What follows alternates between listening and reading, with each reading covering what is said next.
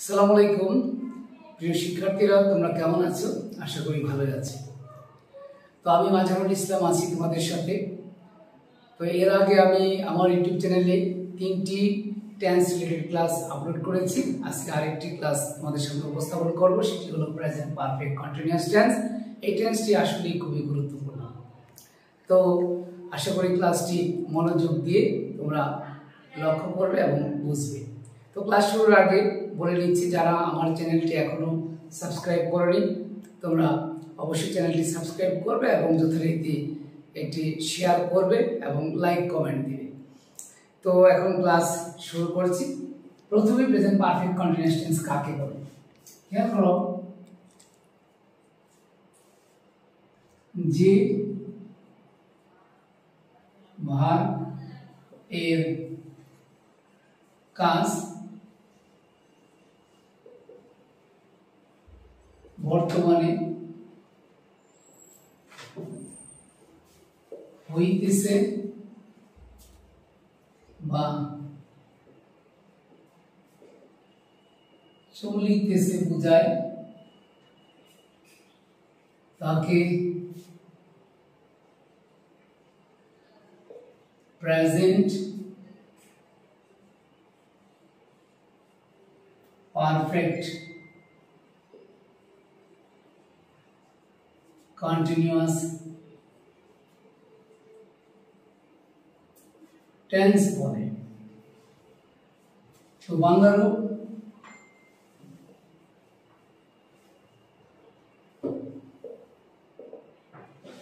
যথারীতি তেসি, তেসো, তেসে, তেসে, অথবা কি ছি, ছ, ছে, ছেন ইত্যাদি থাকবে। তবে এক্ষেত্রে মনে রাখতে হবে যে প্রেজেন্ট কন্টিনিউয়াস টেন্স এবং প্রেজেন্ট পারফেক্ট কন্টিনিউয়াস টেন্স দুটো টেন্সেরই কিন্তু বাংলা রূপ একই। কিন্তু এখন আমি বাংলা বাক্য কিভাবে চিনব আমি সেটি এখন তোমাদের সামনে তুলে ধরছি। এই অংশটি কিন্তু বাংলা রূপ দিয়ে তুমি চিনতে পারবে না, কারণ দুটিরই বাংলা রূপ একই রকম। এখন এখানে একটি জিনিস লিখছি, খেয়াল করো, সেটি হলো ধরিবার উপায়। কি বলছি? ধরিবার উপায়, অর্থাৎ কিভাবে তুমি ধরবে। যদি বাংলা বাক্যের মধ্যে লেখা থাকে যাবৎ, ধরিয়া, ব্যাপিয়া, হইতে, থেকে,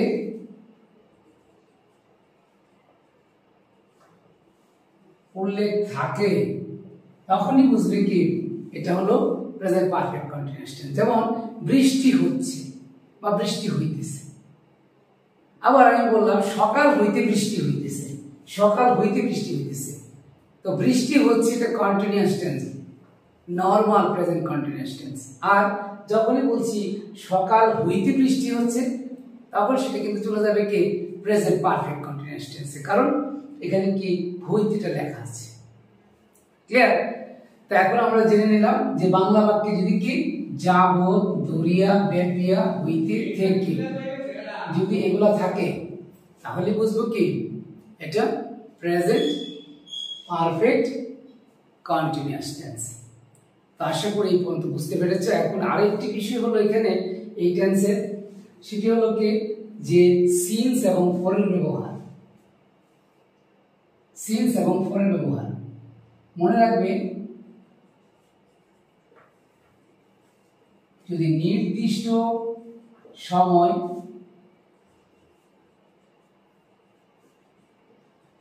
উল্লেখ থাকে তাহলে সেই সময়ের পূর্বে সিন্স বসে। কি বলেছি? নির্দিষ্ট সময়। এখন সেগুলো কি? যেমন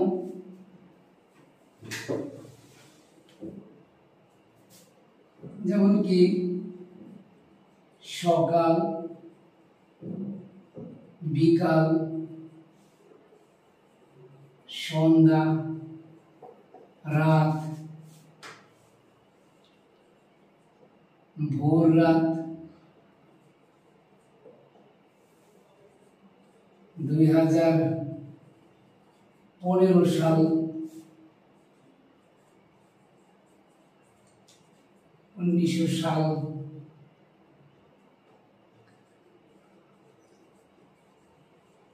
তারপরে কি জানুয়ারি,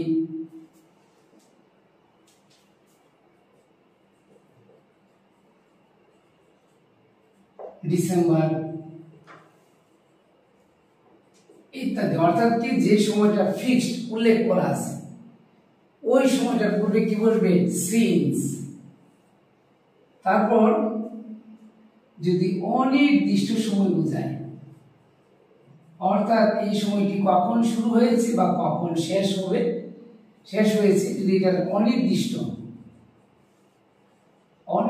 সময় বোঝালে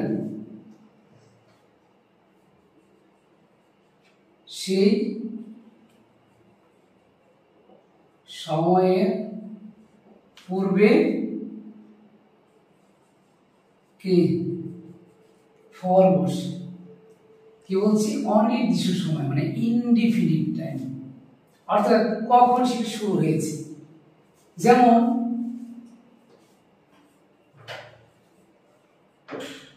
5 মিনিট, 5 মাস, 5 দিন, 10 বছর,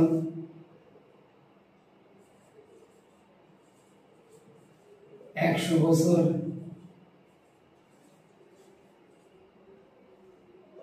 1000 বছর। অর্থাৎ কি যে সময়টিকে সুনির্দিষ্ট নয় তাহলে ওই সময়টার পূর্বে কি বসবে ফর। যেমন কেউ যদি বলে আমি 2 মাস যাবত ইংরেজি শিখতেছি, 2 মাস যাবত ইংরেজি শিখতেছি, তাহলে কি হবে I have been learning English for 2 months. আর যদি কেউ বলে আমি জানুয়ারি মাস হতে ইংরেজি শিখতেছি তাহলে হবে কি I have been learning English since জানুয়ারি। এখন আমি স্ট্রাকচার লিখে দেব। তো আশা করি এই পর্যন্ত বুঝতে পেরেছো। আবারও বলছি যে ভার্বের কাজ বর্তমানে হইতেছে বা চলিতেছে বোঝায় তাকে প্রেজেন্ট পারফেক্ট কন্টিনিউয়াস টেন্স বলে। বাংলা রূপ তেসি তেসো তেসে তেসের বা ছি ছ ছে ছে ছেন। কিন্তু বাংলা রূপ দিয়ে এই টেন্সটা আইডেন্টিফাই করা একটু কঠিন হবে, কারণ এই টেন্সের বাংলা রূপ আর কন্টিনিউয়াস টেন্সের অর্থাৎ শুধু প্রেজেন্ট কন্টিনিউয়াস টেন্সের বাংলা রূপ প্রায় একই রকম। এটা দিতে হবে কিভাবে, যদি বাংলা বাক্যে যাবৎ, দরিয়া, ব্যাপিয়া, হইতে, থেকে এই শব্দগুলো যদি উল্লেখ থাকে তাহলে বুঝে নেব কি এটা প্রেজেন্ট পারফেক্ট কন্টিনিউয়াস টেন্স। তো এখন স্ট্রাকচার লিখছি।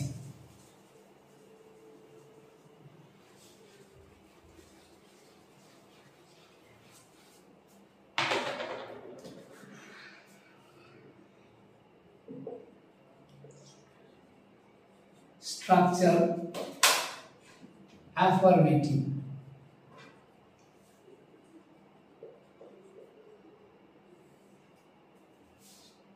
প্রথমে সাবজেক্ট, তারপরে হলো হ্যাভ বিন অথবা হ্যাজ বিন, তারপরে B1 প্লাস আইএনজি অর্থাৎ ভার্বের প্রেজেন্ট ফর্মের সাথে আইএনজি প্লাস অবজেক্ট, তারপরে হলো কি সিন্স অথবা ফর প্লাস হলো কি এক্সটেনশন, আর এরপরে যদি আর কিছু থাকে। এখন উদাহরণ খেয়াল করি।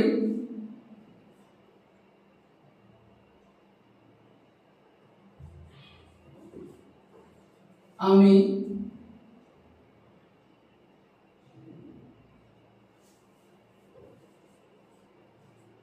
$2022 সাল হইতে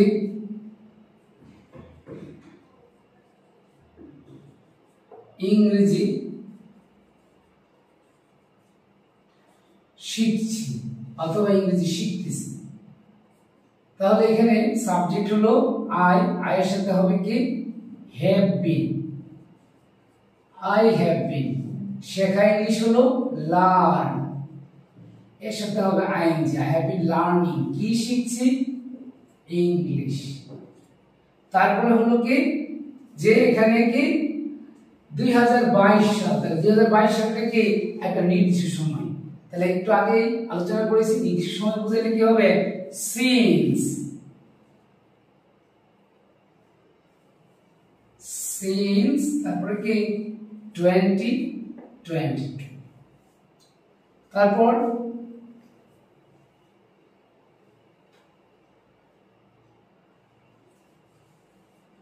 সাত দিন যাবত বৃষ্টি হইতেছে, 7 দিন যাবত বৃষ্টি হইতেছে। তো খেয়াল রাখো প্রিয় শিক্ষার্থীরা, এখানে বৃষ্টি হচ্ছে এটা কিন্তু ভার্ব, বাট এখানে কিন্তু সাবজেক্ট নেই। কিন্তু এই বাক্যটি কমপ্লিট করার জন্য একটি সাবজেক্ট নেব, সেটি হলো ইট, আর এটাকে বলা হয় ইমপার্সোনাল সাবজেক্ট। কি ইমপার্সোনাল সাবজেক্ট। তো যথারীতি ইট, ইটের সাথে হবে কি হ্যাজ বিন। তারপর বৃষ্টি ইংলিশ হলো রেইন, এর সাথে ING, raining, it has been raining. তাহলে কতদিন যাবত 7 দিন, কিন্তু কোন 7 দিন সেখানে কিন্তু উল্লেখ নেই। তাহলে এই ক্ষেত্রে কি হবে ফর 7 days। এই ক্ষেত্রে প্রিয় শিক্ষার্থীরা আরেকটা জিনিস তোমাদেরকে জানিয়ে রাখি, বাক্য কারেকশন আসবে পরীক্ষায়, বিভিন্ন প্রতিযোগিতামূলক পরীক্ষায়। কি থাকবে তোমার একটি বাক্য দেওয়া থাকবে, যেমন আমি এখানে একটা বাক্য রাফ লিখছি, যেমন হি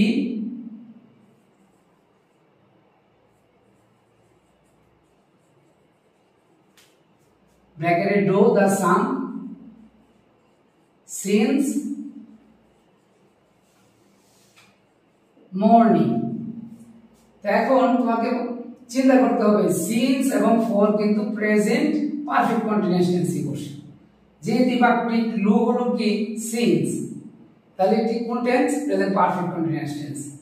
এখন বাক্যটি থাকবে কিন্তু এই অ্যাঙ্গেলে, তাহলে আমাকে কি করতে হবে প্রথমে সাবজেক্ট বসাবো, তারপরে এটার অক্সিলারি ভার্ব কি হ্যাজ বিন, মূল ভার্ব ডু, এর সাথে আইএনজি ডুইং, আর বাকি সবটুকু ঠিক থাকবে, ডুইং দা সাম সিন্স মর্নিং। আবার এরকম থাকতে পারে রাজু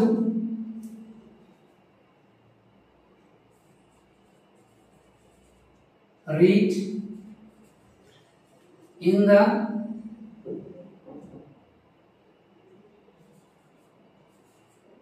MPS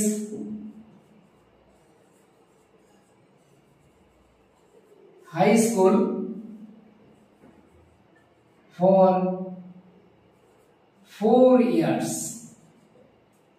এক্ষেত্রে খেয়াল রাখো এই যে এখানে ফরটা হলো তোমার ক্লু, তাহলে ফর থাকলে তুমি বুঝবে যে কোন tense present perfect continuous tense. তাহলে কারেকশন করি, তাহলে এখানে কি হবে রাজু, রাজুর সাথে কি হবে হ্যাজ বিন, তারপরে ভার্ব কি রিড, এর সাথে আইএনজি রিডিং, রিড ইন, এখানে কি হবে না রিড ইন MPS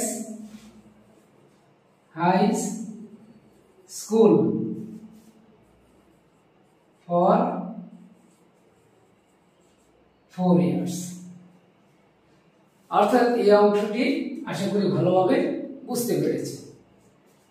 আবারও বলছি যে স্ট্রাকচারটা হলো কি subject plus have been, has been, B1 plus ING, object since অথবা ফর এক্সটেনশন। তোমাকে ভালো করে বুঝতে হবে কিন্তু এই প্যাটার্নটা। আবারও বলছি নির্দিষ্ট সময় বুঝাইলে হবে সিন্স, আর অনির্দিষ্ট সময় বোঝালে হবে ফর। তো এখন আমি শুধু বাকিগুলা স্ট্রাকচারগুলো লিখে দিচ্ছি। আর একটি করে উদাহরণ এখানে তুলে ধরবো। এখন নেগেটিভ বাক্যের স্ট্রাকচার লিখে দিচ্ছি।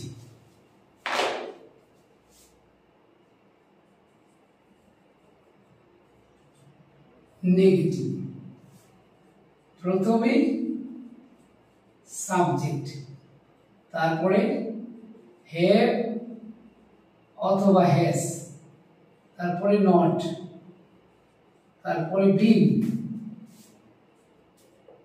B1 প্লাস আইএনজি প্লাস হলো অবজেক্ট, তারপরে সিন্স অথবা ফর প্লাস হলো এক্সটেনশন। নেগেটিভ বাক্যের কাঠামোটা খেয়াল করো যে হ্যাভ হ্যাজ হবে আগে, তারপরে নট, এরপরে চলে যাবে বিন। কিন্তু এখানে have not been, has not been কিন্তু হবে না। একটি উদাহরণ খেয়াল করি। আমরা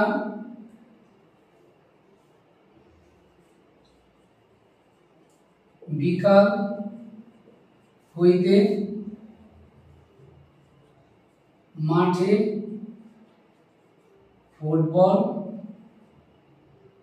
খেলছি না অথবা খেলিতেছি না, তাহলে কি উই, তারপরে হবে হ্যাভ, এরপরে নট, বিন, খেলা ইংলিশ হলো প্লে, এর সাথে আইএনজি প্লে, কি খেলছি না ফুটবল, কোথায় মাঠে, ইন দা ফিল্ড, কখন থেকে বিকাল থেকে, তাহলে নির্দিষ্ট সময়, সিন্স আফটারনুন। ক্লিয়ার? আশা করি স্ট্রাকচার ভালো করে বুঝবে। অন্যগুলি উদাহরণ মুখস্থ করার দরকার নেই, তোমার মুখস্থ অথবা বারবার পড়বে হলো স্ট্রাকচার। এখন লিখে দিচ্ছি ইন্টারোগেটিভ।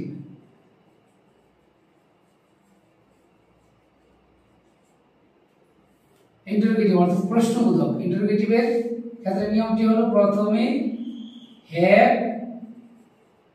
অথবা হ্যাজ, তারপরে হলো সাবজেক্ট, তারপরে বিন, পরে B1 plus ING. B1 plus ING মানে ভার্ব প্রেজেন্ট ফর্মের সাথে আইএনজি, প্লাস হলো অবজেক্ট, প্লাস সিন্স অথবা ফর, প্লাস এক্সটেনশন আর প্রশ্নবোধক চিহ্ন। তো একটি উদাহরণ খেয়াল করি, সেটি হলো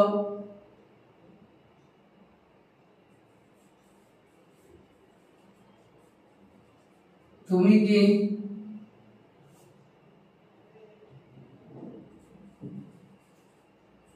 5 মিনিট যাবত, তুমি কি 5 মিনিট যাবত গান গাইতেছো?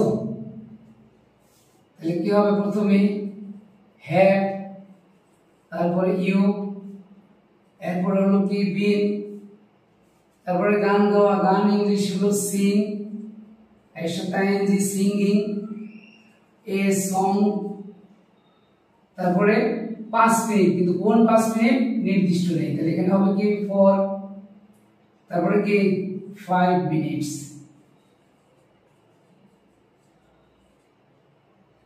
প্রিয় শিক্ষার্থীরা, আবার বলছি স্ট্রাকচার ভালো করে পড়বে, স্ট্রাকচারে তোমাকে বাক্য শিখিয়ে দেবে। আর একটা জিনিস সেটি হলো ভার্বের ফর্মগুলো ভালো করে পড়তে থাকো। প্রতিদিন 20টা করে ভার্ব পড়বে, অর্থাৎ স্ট্রং ভার্ব, উইক ভার্ব, যত বেশি পারো ভার্ব তোমাকে মেমোরিতে ক্যাপচার করার চেষ্টা করো এবং বাসায় বেশি বেশি করে প্র্যাকটিস করো। এখন লিখে দিচ্ছি কি ইন্টারোগেটিভ নেগেটিভ স্ট্রাকচার।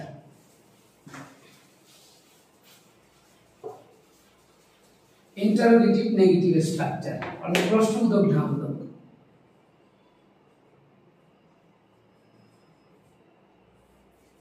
খেয়াল করো এই ক্ষেত্রেও প্রথমে হ্যাভ, তারপরে কি অথবা হ্যাজ, তারপরে হলো সাবজেক্ট, পরে নট, তারপরে হলো বিন, তারপরে B1 প্লাস আইএনজি, এরপরে হলো অবজেক্ট, তারপরে সিন্স অথবা ফর, এরপরে হলো এক্সটেনশন আর যথারীতি প্রশ্নবোধক চিহ্ন।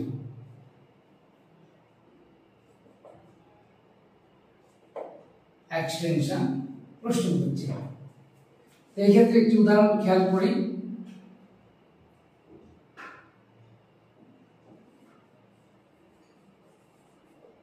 তাহারা কি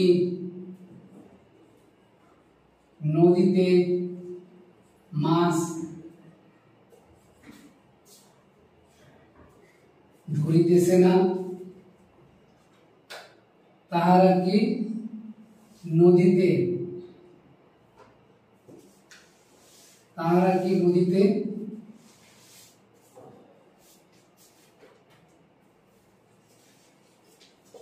ভোর হইতে মাছ ধরিতেছে না? তাহারা মানে বা তারা, তারা অথবা কি তারা। এখন এটার চলিত রূপ হলো তারা। তো উদাহরণে যাই, তারা ইংলিশ হলো দে, এর প্রথমে হবে কি হ্যাভ, দে, তারপরে কি not, been, have they not been. ধরা ইংলিশ হলো ক্যাচ, এর সাথে আইএনজি, ক্যাচিং, কি ধরতেছে না মাছ, ক্যাচিং ফিশ, কোথায়, নদীতে, in the river, in the river.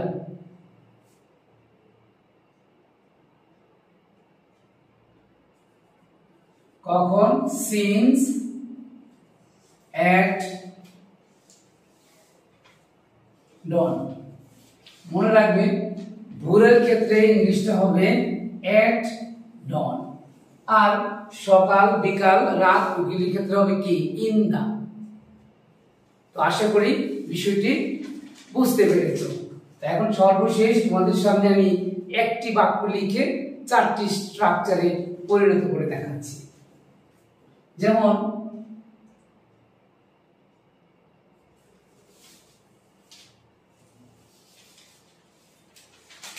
Mina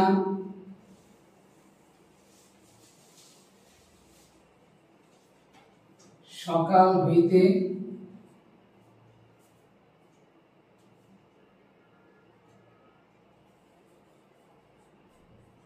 বাড়ির কাজ করিতেছে। বাক্যটি হলো অ্যাফারমেটিভ। প্রথমে অ্যাফারমেটিভ নিয়ে যায়, অ্যাফারমেটিভ নিয়ে গেলে প্রথমে হবে কি মিনা, তারপরে কি has been, Mina has been, কাজ করা, এগুলো কি করা ইংলিশ হলো ডু, এর সাথে ING doing. the homework, Bina has been doing the homework since morning, since morning। তারপর নেগেটিভ, নেগেটিভ করলে সেটা স্ট্রাকচারটা কি হবে, মিনা has not been, বাকিটুকু ঠিক থাকবে, Mina has not been doing the homework since